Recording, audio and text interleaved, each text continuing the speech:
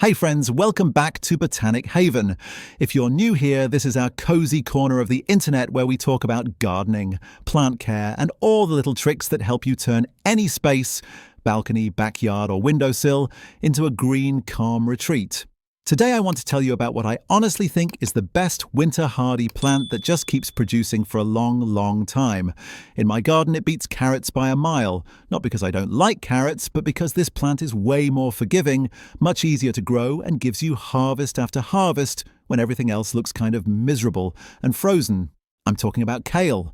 Not the trendy, overhyped supermarket kale in plastic bags, but real, living, tough-as-nails kale growing right outside your door. If you've only seen it in smoothies on Instagram, you're missing half the story. In the garden, kale is like that quiet friend who never complains, keeps helping you, and shows up even during the hardest times. While carrots are still sitting underground, slowly fattening up and making you wait months for a single harvest, kale is already feeding you leaves, and it doesn't stop after one cut. You don't pull it out, you just keep picking what you need and it keeps on growing like it's no big deal. The first time I realized how powerful kale really is was during one of those winters that just would not end. The ground was half frozen, my fingers were numb by the time I crossed the yard, and all the cheerful summer plants were long gone. The carrot bed was covered with mulch, but it looked like a graveyard, quiet, brown, and lifeless. I remember thinking, okay, that's it, gardening season is officially over. Then I looked at the corner where I had planted some kale as an experiment. The plants were still there, standing like little soldiers in green and purple coats, leaves curled a bit from the cold, but very much alive and ready to harvest. I reached down, snapped off a leaf, and was honestly shocked at how crisp and sweet it felt between my fingers. When you grow carrots, especially in colder regions, you know they're a one-time reward. You sow, you wait, you thin, you water, and after a few months you get to pull them out and say, nice, that worked. But then the show is over and the bed is empty. With kale, you sow once and then just keep visiting the plants, again and again, all through fall and even into winter, depending on your climate.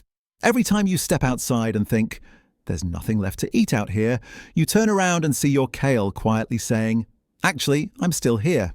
A friend of mine, Daisy, learned this the hard way. She used to brag about her carrots every year. She'd send me pictures of perfect orange roots laid out in neat rows on her kitchen table like a magazine cover.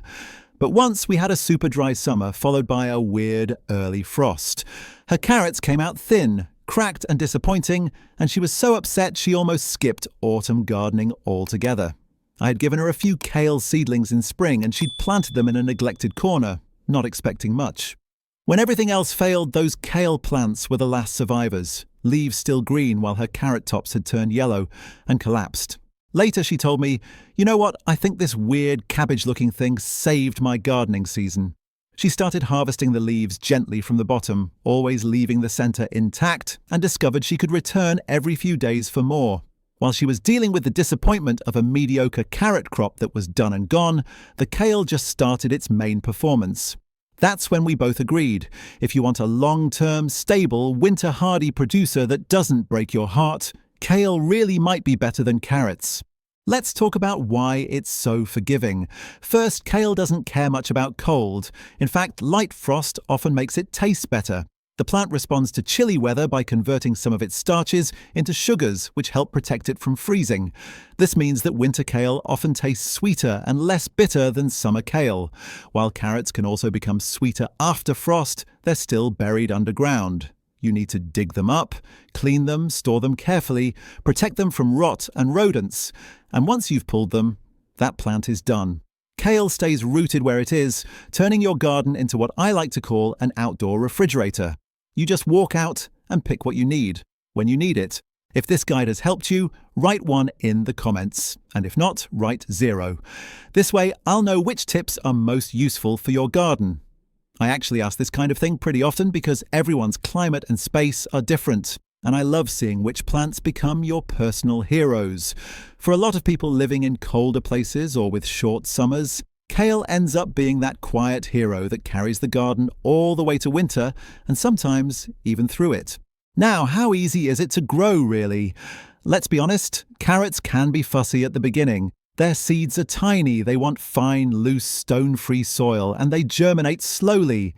If the top layer of soil dries out just once at the wrong moment, you'll see patchy rows or random bare spots. Then you have to thin them, which most beginners hate doing because it feels wrong to pull out little plants you worked so hard to sprout. Kale, on the other hand, starts from much bigger seeds or from seedlings you can buy or grow indoors. It doesn't need perfect soil structure. It likes rich, well-drained ground, sure, but it will still perform in less than ideal beds or big containers. I remember helping my neighbour Oliver set up his very first garden. He was convinced he had a black thumb. "Everything I touch dies," he swore. His balcony soil was compacted, shallow, and kind of sad. Carrots in a small, shallow box? That's just asking for disappointment. Tiny, twisted roots that looked like they had a bad day. Instead, we filled a couple of deep pots and one long rectangular planter with a simple mix of store-bought soil, compost, and some sand for drainage. I gave him kale seeds and a few seedlings I had left over. Within weeks, his pots were full of strong, leafy plants that just didn't quit. When he posted pictures of his balcony harvest, people were shocked he was growing that much food in such a small space. What impressed him most was how little effort it took.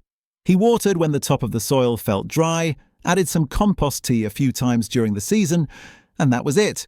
No thinning, no checking root size, no guessing when to harvest like with carrots.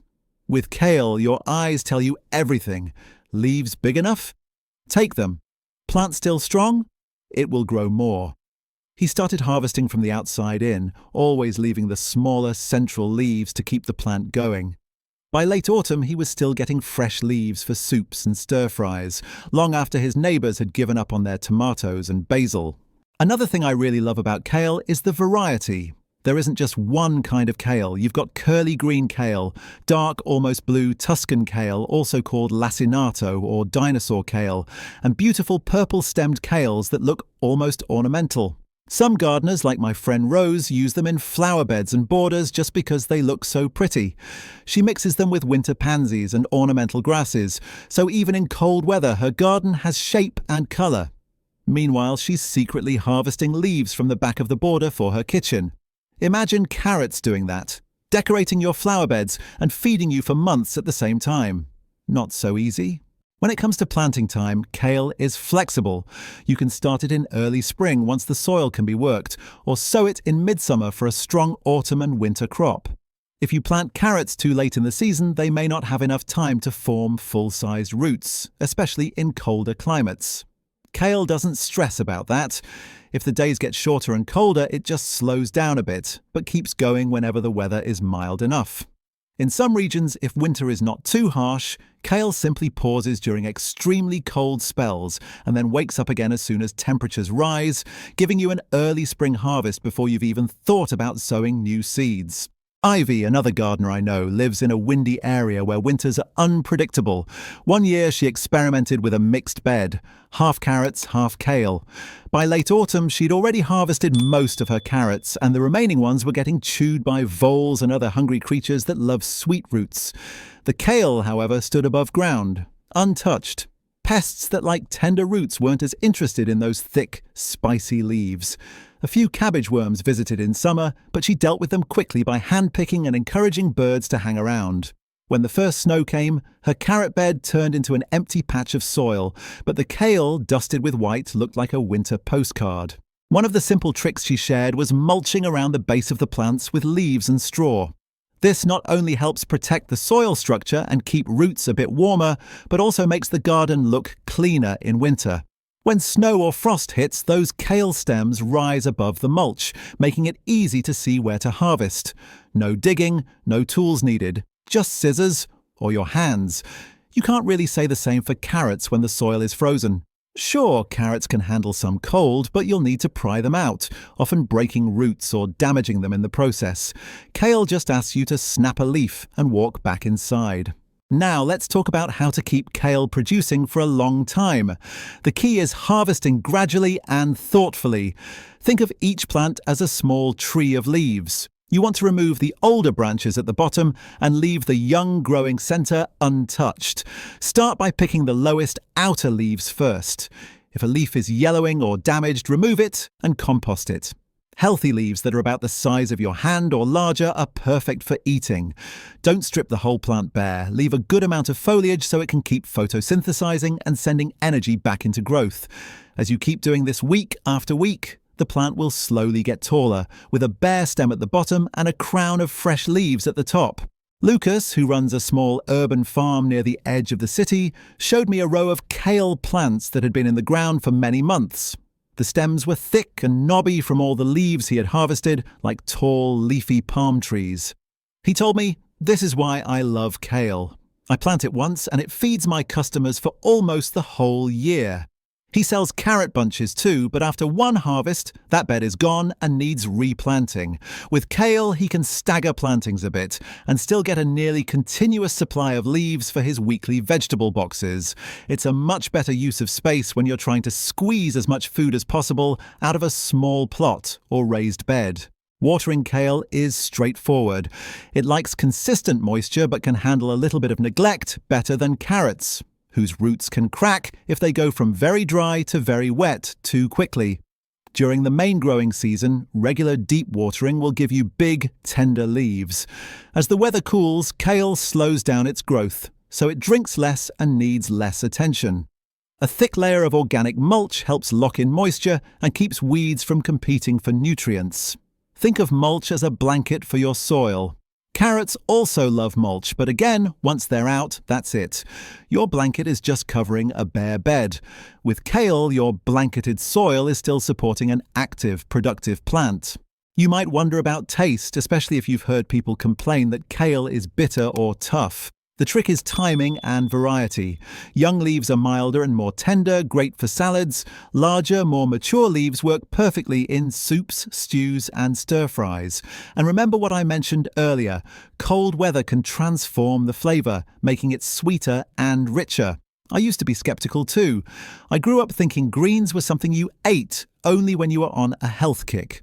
But the first time I added freshly picked, frost-touched kale to a simple potato and garlic soup, everything changed. It was hearty, deeply green in flavour, but not harsh at all. Now, when the first frost hits, I see it as a signal. Time to make winter kale dishes. Another practical advantage kale has over carrots is storage, or more accurately, the fact that you don't have to think about storage in the same way. With carrots, if you pull a big harvest, you suddenly need a cool, dark place, sand or straw, and constant checking for rot or mould. You can leave some in the ground, but only until the soil becomes impossible to dig or the roots start to split. Kale lets you spread your storage out over time, because the plant itself is the storage. It's like having a living pantry outside. On busy days when I don't have time for a long garden session, I can still grab a handful of leaves in less than a minute, rinse them, and have something fresh and green on the table. For beginners, kale also sends clearer signals about what it needs. Leaves turning pale or yellow. It might need more nutrients or slightly better watering. Leaves becoming tough very quickly. Maybe the plant is stressed from heat or lack of water. With carrots, a lot of the drama happens underground, where you can't see it until it's too late. Roots forked from stones, damaged by pests, or stunted by compacted soil. Kale wears its problems on its sleeves, literally. You can correct course more easily. A top dressing of compost, a bit of organic fertilizer, or some shade cloth during a heat wave can bring it back to glory. Let's not forget that kale tolerates crowding a bit better too. While carrots get cranky if you don't thin them properly, kale can handle being grown a little closer, especially if you plan to harvest young leaves or thin by eating the extras. If you sow them a bit thickly, you can cut some seedlings early as baby greens and leave the strongest ones to grow into full plants.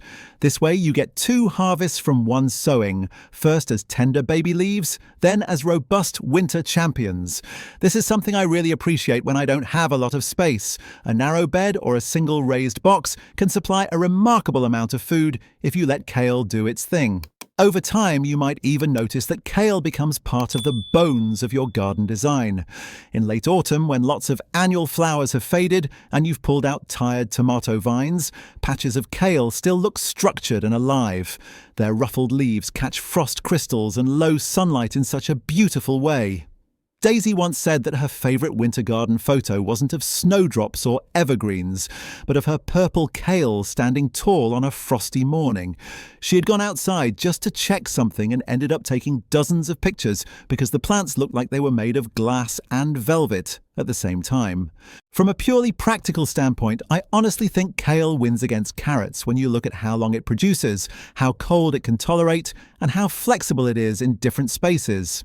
Carrots are wonderful, don't get me wrong, but they're like a one-time performance, a good show, and then the curtain drops. Kale is more like a long-running series. You get to know the plants, watch them change with the seasons, harvest from them in many different ways, and rely on them when everything else slows down. If you're trying to make your garden productive across as many months as possible, especially in cooler climates, it deserves a permanent spot in your plans. If you're new to winter gardening or you've always felt a bit discouraged when the cold comes, I'd really encourage you to give kale a proper try. Start with a small patch or a few large containers. Pick one or two varieties that appeal to you visually. That dark, almost black Tuscan type or bright green curly leaves that look like frilly fans. Plant them in decent soil, water regularly at the start, mulch when they're established, and then just live with them for a season. Visit them on chilly mornings, snap off a leaf now and then, throw it into whatever you're cooking. Pay attention to how they respond to the weather. Over time, you'll start to see why so many gardeners quietly rely on this plant when the glamorous summer crops have long disappeared. One winter evening, I was standing in my kitchen looking at a basket on the counter. Inside, there were a few late carrots I had finally dug up, a couple of onions, and a big bunch of freshly picked kale, still cool and crisp from the garden. The carrots were great, sweet, and earthy, but they were the last of their kind until the next season. The kale, though, was just another handful from a plant I knew I'd visit again in a few days. That simple, everyday moment made it really clear for me. If I had to choose one winter hardy plant that keeps producing for a long time and fits into real life with limited time and energy, I'd pick kale over carrots without hesitation. So if you're planning your next season or wondering how to make your garden feel alive even when winter tries to shut everything down, think about that quiet, tough plant that doesn't care much about frost, keeps your plates full, and looks beautiful doing it. Give kale a corner of your garden or balcony, treat it well, and it will reward you again and again, long after the carrot tops have faded and the root harvest is just a memory. And that's something a lot of us only truly appreciate after we've lived with it for a full year. You start in spring thinking, okay, this is just another leafy green, and by the time winter rolls around you realize it quietly carried half your meals without demanding much in return. It doesn't sulk when the weather turns. It doesn't fall apart after one harvest, and it doesn't force you to schedule one big digging day the way carrots do. Instead, it fits into everyday life. A few leaves in the morning for an omelette, a handful at lunch for a quick salad, another bunch at dinner for a warm stew. It becomes part of the rhythm of your week, not a single event on your calendar. There's also something grounding about walking out into the cold, maybe with a jacket half zipped and your breath fogging the air, and still being able to harvest something fresh and alive. A garden doesn't have to shut down the moment summer ends. Kale proves that. You can stand there, fingers tingling from the chill, and run your hand along those hardy leaves, knowing they've survived wind, frost, and short days. You cut a few, shake off a little frost or snow, and carry them back inside like you're smuggling a piece of summer warmth into your kitchen. Carrots can offer you sweetness, but kale gives you continuity, stretching the season until it almost feels like it never stopped. Over time, you might even start planning your whole cold season cooking around it. Simple roasted vegetables get a boost from chopped kale added right at the end. A humble bean soup turns into a full, balanced meal with a generous handful stirred in. Leftover grains, rice, barley, or buckwheat suddenly look more exciting with some sautéed kale, garlic, and olive oil on top. You stop thinking of it as a health food and start seeing it as a normal, dependable ingredient. That's when you really notice its value, when it stops being special and starts being ordinary in the best possible way, always there when you need it. I've seen this happen with a lot of new gardeners. At first, they're all about tomatoes, peppers, and maybe those Instagram-ready rainbow carrots. Kale often sneaks into the garden almost by accident, as a filler plant or a let's try one pack of seeds experiment.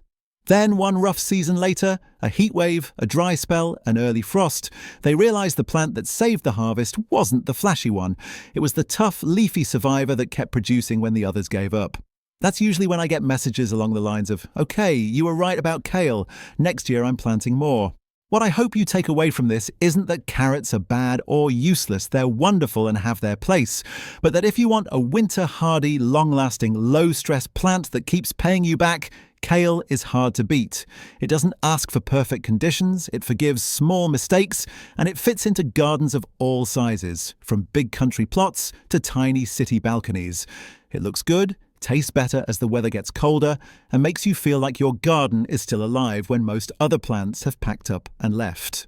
So, as you plan your next season, imagine that cold, grey day when you think nothing can grow, and picture yourself stepping outside, brushing a bit of frost off sturdy green or purple leaves, and bringing them straight into a warm kitchen. That simple act changes the way winter feels.